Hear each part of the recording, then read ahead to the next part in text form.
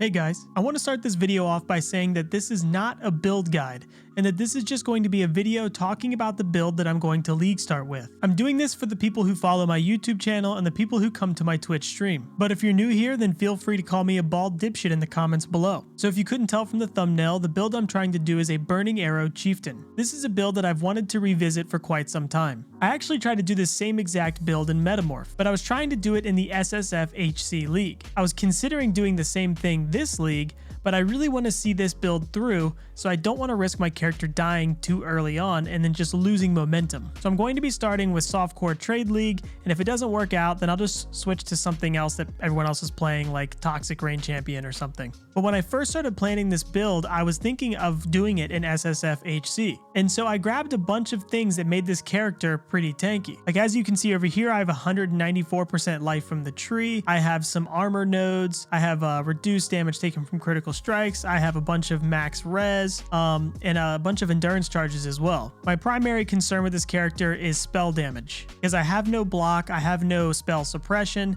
I'm just purely armor and life, and of course the max res that I talked about. Currently, this Lethal Pride Timeless Jewel that I'm using here is just something that I was considering to pick up extra ignite damage or fire burning damage, whatever that it could possibly give me in this area of the tree. But I could grab Militant Faith and put it on a different part of the tree and pick up Transcendence to fix that problem with elemental damage. If I do take that route, then hopefully my endurance charges along with the fizz damage taken as fire and other similar mods could make up for the loss of armor. But yeah, right now my character is sitting at 5.8k life. This is obviously right here, it says he's level 80. If I put it up to, I mean, the tree's at level 98. So if you put that at 98, 6,500 life, I don't expect to get to level 98. This is just me, you know, spitballing it currently. And for my items, the only ones that I'm wearing are a Zoph's Nurture, a Comb's Heart, and a Diadean Dawn Belt. I haven't put anything else on my character.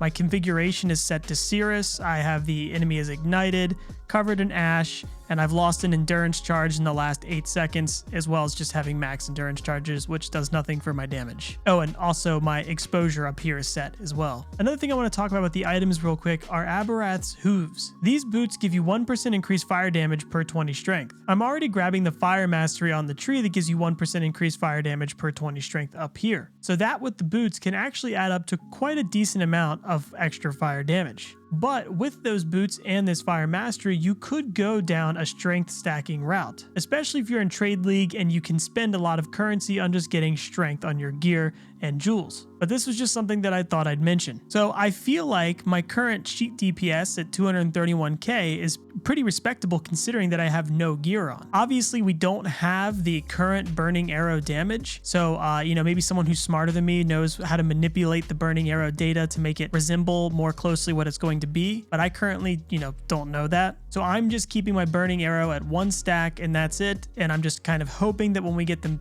information that it'll be similar to this, if, you know, hopefully better would be ideal, but I guess we'll have to wait and see. I'm picking up Elemental Overload on the tree, which is something that I know was reworked slightly, but my character is currently sitting at around 9 to 10% crit chance, which I'm hoping could be enough to like upkeep the buff of this, but this is something I'm probably gonna have to play around with, and it might not even be worth picking up. I also just want to mention this is not the only tree setup I have. I played around with like 3 or 4 different setups just to see how tanky I could get the character and how much damage I could fit in, and so I have a handful of different trees down here. I have another default tree that doesn't grab the Scion Wheel. It goes up a little bit higher up here to grab some more fire damage. I have a spell suppression setup that goes more into the Ranger and Shadow side of the tree. This setup is a little bit more interesting, but I can only get like 150% life from the tree, and I could maybe get more if I messed around with it a little bit more. Maybe if I didn't go all the way up here to grab Elemental Overload, maybe you could spec out of all of this up here, because like I said, Elemental Overload might not be worth it. It might be worth just to spec out of that and grab Cluster Jewels and get more life down here. But with the spell suppression and being able to fit in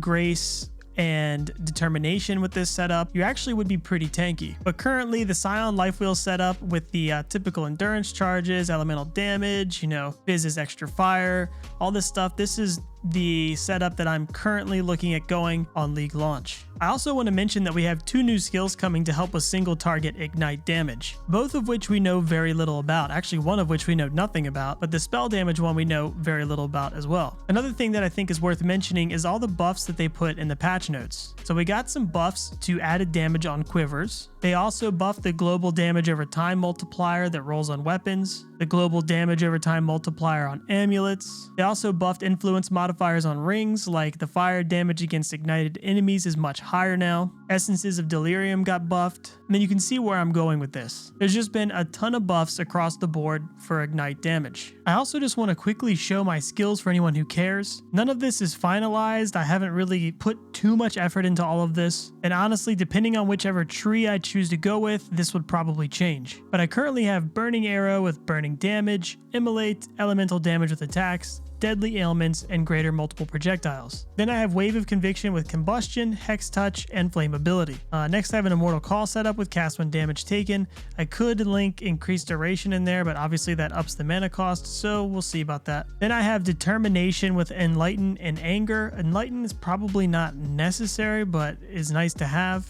I also have Grace in here as well for the spell suppression setup. Then obviously I have a level 20 precision for the extra crit chance, and obviously the extra hit chance too. And then just a Blood Rage in here for a little bit of quality of life, attack speed, and the frenzy charges do give you some extra damage while mapping. So I'm really hoping this build will be everything that I wanted it to be in Metamorph, but just much better now. We'll have to wait and see. I think the leveling process might be a little wonky, but yeah, feel free to join me over on twitch.tv/BeMoreGaming. I'll also be doing a cosplay like everybody else and their mother, except mine will actually be good. And obviously I'm not talking about Mathil. Mathil's is always good. I mean, he could wear a trash bag and still look hot as fuck. But thanks for watching, guys. Let me know in the comments below what builds you're starting with, and hopefully you guys have fun on League launch.